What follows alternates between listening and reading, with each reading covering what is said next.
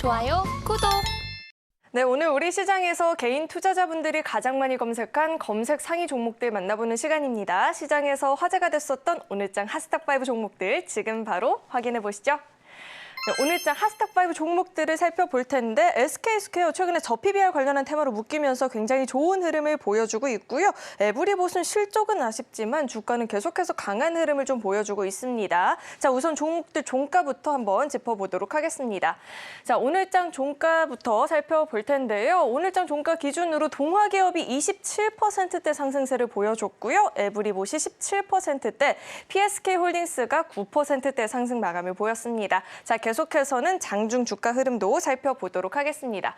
자, 우선 먼저 SK스퀘어부터 살펴볼 텐데 저PBR 이슈로 최근에 강한 주가 탄력을 보이고 있는 종목입니다. 자사주 매입과 소각 가능성도 높아서 이 주주 친화적인 정책 매력도도 높은 상황이다라는 분석이 나오면서 힘을 받는 모습이었습니다. 오늘장 기준으로 5%대 상승 마감을 보였고요. 자, 이어서 다음 종목 살펴보도록 하겠습니다.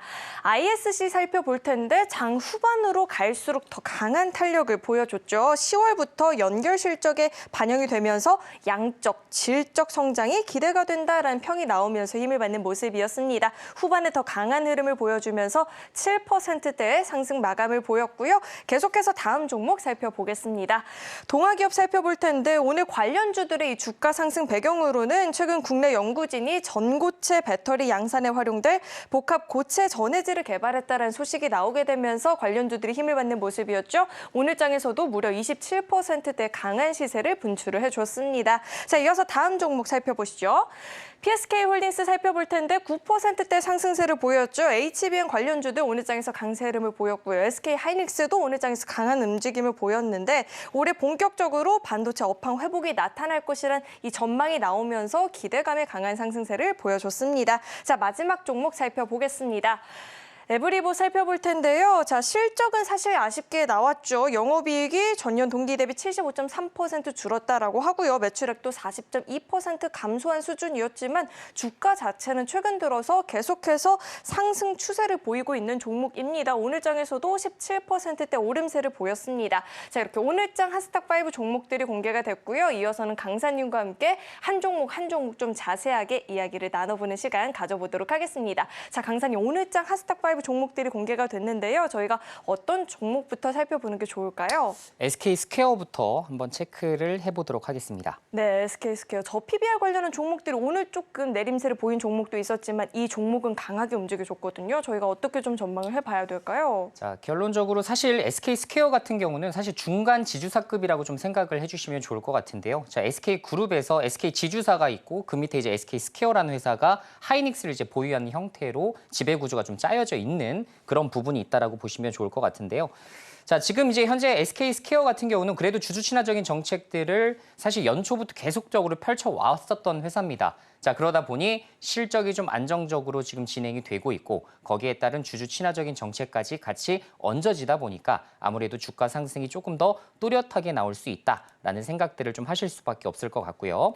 자, 지금 현재 2023년도 실적은 사실 상당히 좀 좋지 못한 상황이 발생할 수가 있긴 합니다만 제가 말씀드린 대로 보통 기업은 뭐죠? 미래 실적을 먼저 선반영하는 형태도를 많이 이용을 하죠. 자, 그리고 아시다시피 지금 2023년도에 이렇게 실적이 좋지 못하게 된 배경은 뭐겠습니까? 하이닉스죠, 하이닉스. 그래서 앞으로 지금 작년도 4분기부터 하이닉스의 실적이 다시 흑자로 돌아섰기 때문에 24년도와 25년도에 좀 우리가 증가해볼 만한 이런 구간으로 좀 확인을 할 수가 있다라는 장점이 있는 종목이 되겠습니다. 자, 지금 현재 안 그래도 PBR 자체가 워낙에 또 1배 이하인 종목이기 때문에 이번에 밸류 프로그램에 대한 수혜주 관점에서도 지켜볼 수가 있는 종목이고 현재 SK 이제 인사 구조를 좀 보게 되면 결론적으로 이제 CEO를 평가할 때 가장 먼저 보는 게 주가 관리입니다. 이게 점수가 제일 높아요. 그래서 앞으로 SK스퀘어 쪽에서도 역시나 높은 주가를 유지하기 위한 여러 가지 전략적인 정책들이 나올 수 있다라는 이런 부분까지도 우리가 염두를 해두고 좀 투자를 하시면 좋을 것 같다는 생각이 되고요. 자, 지금 이제 주봉상으로 봤을 때에도 그래도 상당히 좀 높은 구간들을 다 뚫어냈습니다. 그래서 좀 월봉으로 본다 하더라도 다시 이제 예전에 이제 형성했었던 주가 8만 원대까지도 이제 도달 가능한 이런 부분으로 움직일 수 있는지 유무 지켜보셔야 될 것 같고 저는 중장기적으로도 8만 원대까지 주가 주가를 볼 수가 있는 종목이라고 판단하고 있기 때문에 혹시나 보유하신 분들이 계시다면 그런 거 참고하셔서 목표 주가를 산정하시는 데 도움되셨으면 좋겠습니다. 네, 우선은 그래도 중장기적인 관점에서 8만 원까지는 상방이 열려 있는 모습이다라는 이야기 들어봤으니까요. 보유하신 분들이라면 참고해 보시면 좋을 것 같고요. 자, 계속해서는 어떤 종목 살펴볼까요? 네, ISC 네, 살펴보도록 ISC 저희가 한번 이야기를 들어봐야 될 텐데 자, 어떻게 지금이라도 매수 타이밍을 좀 잡아봐야 될까요? 네, 지금 사실 저는 매수 타이밍을 보셔도 괜찮다라는 생각이 들기 때문에 좀 긍정적인 의견을 좀 말씀을 좀 드려보고 싶은데요. 자, ISC 같은 경우는 사실 제가 이제 많이 트레이딩을 했었던 종목이기도 합니다. 제가 이제 트레이딩 하는 패턴들을 조금 간략하게만 말씀드리면 보통 제가 이제 8만 원 무너지고 이제 7만 원대 주가를 가게 됐을 때 그때 이제 매수를 했다가 이제 보통 이제 8만 원 예를 들어 8만 5천 원, 8만 8천 원 정도 부근에서 매도하는 시나리오를 많이 그렸어요. 그래서 제가 이제 매수했었던 패턴들이 보통 이렇습니다. 거의 이제 잃지 않는 구간에서 이제 보통 이렇게 트레이딩을 많이 했었는데 자 결론적으로 지금 그 구간이 아직도 저는 볼만한 구간이라는 생각이 되고 지금 8만 원 주가 수준에서 매수한다 하더라도 제가 말씀드렸던 8만 8천 원까지 아직 약 10%의 또 상승 구간이 좀 남아있는 그런 종목이 되겠죠. 자 지금 현재 2024년도 실적 베이스로 봤을 때 지금 23년도에 비해서 상당한 성장 시나리오를 그릴 수 있는 종목이 되겠는데요. 자 지금 이 표에 보시다시피 당연히 지금 평소 2022년도까지 영업이익 500억대를 기록했었던 회사가 지금 100억대까지 이렇게 많이 낮춰졌죠. 그죠? 그런데 이 이유는 아시겠지만 반도체 모든 종목들이 다 대거 급락했습니다. 실적에서 적자 전환한 것들이 상당히 많아요. 그럼에도 불구하고 ISC는 현재 145억대를 기록했다 이 얘기입니다. 그러면 사실상 가격 경쟁력이 있다라는 것을 의미하기 때문에 이 가격 전가력 자체가 상당히 높다라고 볼 수가 있을 것 같고 자 2024년도에도 700억대 지금 영업이익이 예상이 되고 25년도에는 거의 1,000억에 육박하는 영업이익이 지금 컨센으로 잡혀 있는 만큼 지금 전반적으로 봤을 때 지금 기관에서의 뷰 자체도 상당히 좋다. 자 그리고 뭐 테스트 소켓이라든가 러버 소켓 이런 것들은 지속적으로 좀 필요할 수 있고 향후에 이제 AI 반도체 시장에서는 당연히 필수적으로 좀 들어가야 되는 부분이기 때문에 지금 시장 점유율 1등 ISC가 그 수혜를 입을 수밖에 없다. 즉 삼성전자와 하이닉스가 열심히 ISC 제품을 쓸 수밖에 없다라는 이야기가 되겠죠. 그래서 그런 관점에서 봤을 때 조금 더 파일을 열어두셔도 되고 제가 말씀드린 이 트레이딩 관점에서 짧게 차익 실현하시는 이런 모델로도 그려볼 수가 있는 만큼 여러분들의 투자 성향별로 내가 중장기적으로 오래 들고 갈 것인가 혹은 단기적으로 트레이딩 해가면서 서서히 계속 기회를 포착할 것인가 이건 여러분들의 선택에 달려있는 몫이다 이렇게 설명드리도록 하겠습니다. 네, ISC는 박스권 상단까지는 아직 상승 여력이 남아있는 종목이다 보니까 매매적인 관점에서도 충분히 유효한 종목이다라는 이야기 들어봤고요. 자, 이어서 다음 종목 살펴볼 텐데 동아기업 살펴보면 어떨까요? 네. 네, 동아기업 오늘 거의 상한가까지 도달을 할 뻔했었는데요. 자, 이 종목 어떻게 저희가 분석을 해봐야 될까요? 자, 지금 사실 이제 동아기업도 제가 이제 일전에 이제 추천드린 종목이기도 했는데 이제 솔브레인 홀딩스라는 종목이 있죠. 이제 그것과 마찬가지의 이제 업종 섹터에 있다 보니까 전반적으로 지금까지 부각됐었던 종목 뭐 있었습니까? 사실 엔캠이라는 종목이 가장 부각이 됐었죠. 자, 그다음에 이제 뒤이어서 2등주로 쫓아갔었던 종목이 솔브레인 홀딩스입니다.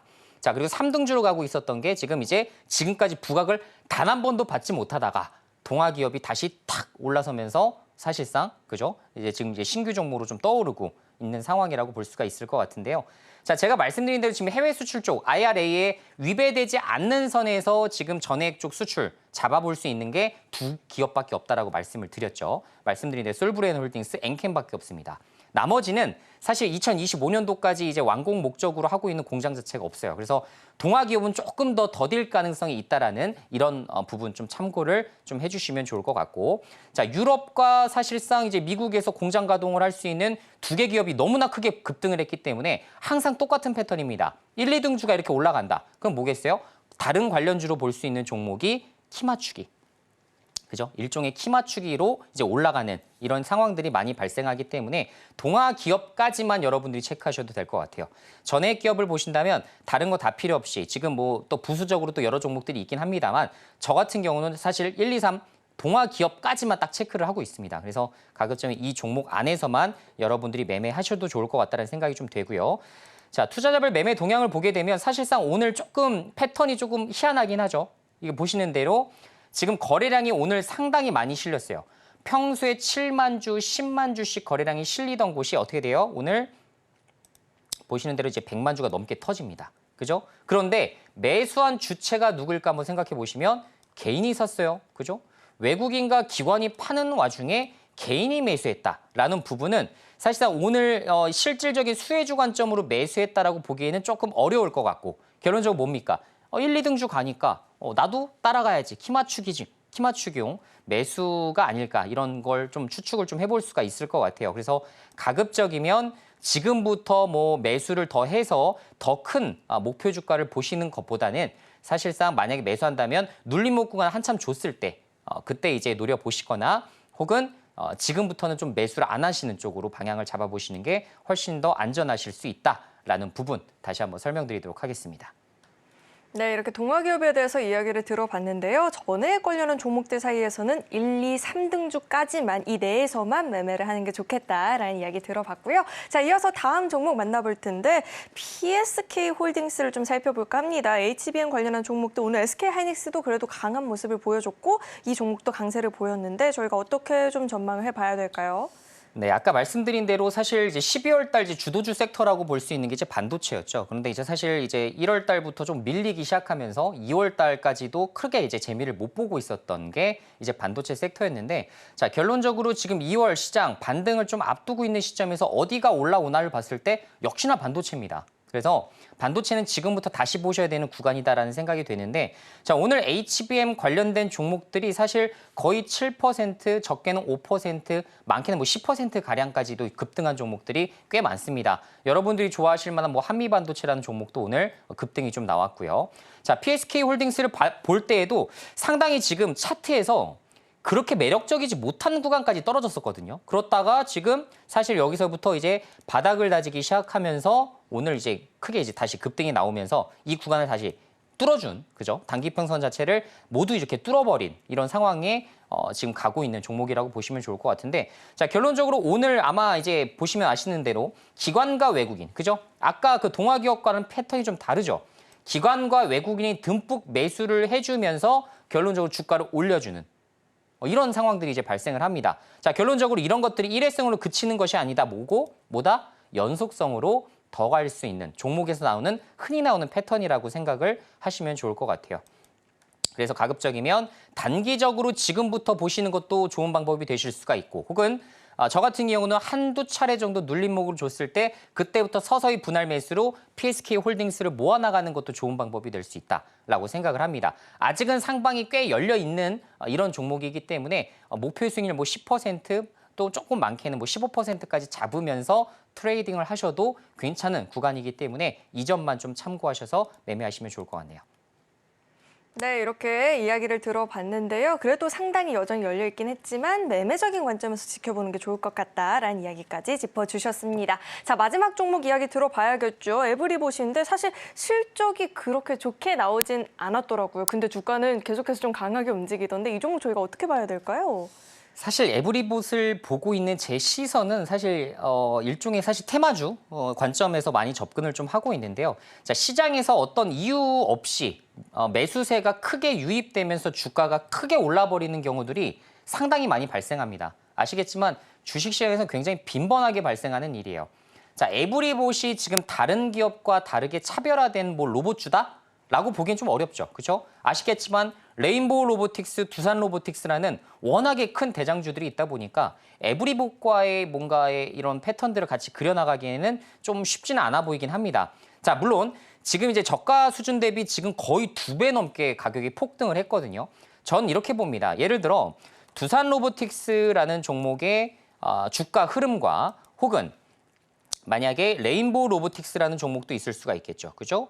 이렇게 두 종목이 워낙에 지금 우상향 추세를 잘 유지하고 있었던 상황에서 에브리봇이 이렇게 중소형주이기 때문에 크게 움직인다? 그러면 전반적으로 로봇 섹터가 움직이는 지금 부분이기 때문에 앞으로 더 갈 여지가 있겠구나라고 판단을 했을 겁니다. 그런데 아시다시피 지금 현재 레인보우 로보틱스와 두산 로보틱스는 반등도 채 하지 못하고 지금 주가가 어디까지 더 빠질지를 알 수 없는, 그죠? 전형적인 이제 우하향 패턴으로 지금 움직이고 있는 상황이기 때문에 긍정적인 뷰를 가져가기가 상당히 어렵습니다. 그래서 가급적이면 에브리봇을 들고 있거나 혹은 나는 지금 단기로 이렇게 짧게 계속 지금 추세가 이탈하지 않는 한 트레이딩으로 지금 접근하시는 분들 같은 경우도 리스크를 철저하게 대비하시는 게 좋아 보여요. 그래서 가급적이면 뭐 손절 5%든 7%든 설정을 하시거나 혹은 분할 매수로 모아나가는 전략, 확실하게 손절할 때 끊어내지 못하게 된다면 아시겠지만 이런 로봇주, 예를 들어서 특히나 이렇게 어떤 특정한 재료가 없는 종목 특성상 주가가 확 빠져버립니다. 하루에 15%, 20%까지도 빠져버려요. 그런 구간을 여러분들이 과연 견뎌낼 수 있는가에 대해서 한번 생각을 해보실 필요는 있겠죠. 그래서 그런 관점에서 봤을 때는 가급적이면 접근을 안 하시면 좋겠다라는 의견 정리해드리도록 할게요. 좋아요, 구독!